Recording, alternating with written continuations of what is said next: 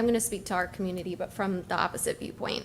I'm here again sharing my concerns regarding masks, not just for my family, but for the hundreds of mothers who share my sentiments in our town and county, but are too afraid to speak out of fear of judgment.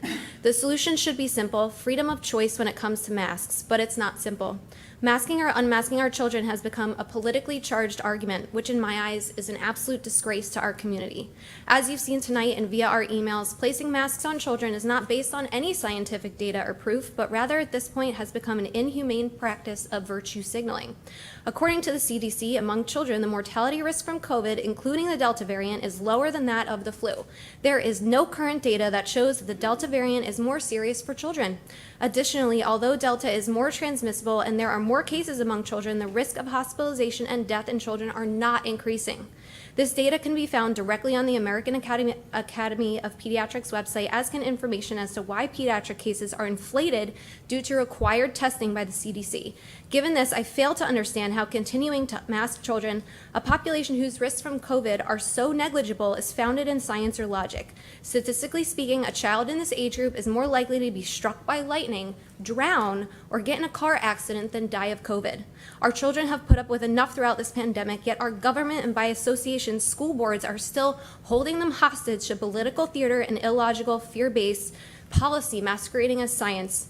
The negative psychological, social, and emotional and mental health impacts of this pandemic are being entirely overlooked and not remotely taken into consideration when weighing the risk benefits of masking young children. Our side of the argument has fallen on deaf ears. I have not seen one person argue the reasons for continuing to mask our children at these meetings, except tonight, here and across the country. Where are they until now, and why do they not feel it necessary to be here advocating their position while we are begging you to hear ours? There are certain moments in life that require us to step out of our comfort zones. These are our children. I repeat, our children. I'm almost done. They have no voice. We are their protectors. If a decision is going to be made that can negatively impact these precious souls, every involved individual should be heard. Every piece of information should be thoroughly vetted. I'm sorry, your 2 minutes are up. I know, sorry, I'm almost done. We must filter our own preconceived biases and put aside our political divides. Okay. Stop. Stop. That is so rude. Stop. Okay. Okay. Stop it. Just stop. Can I just finish? No, you cannot. You had your sister. People keep insisting that this is...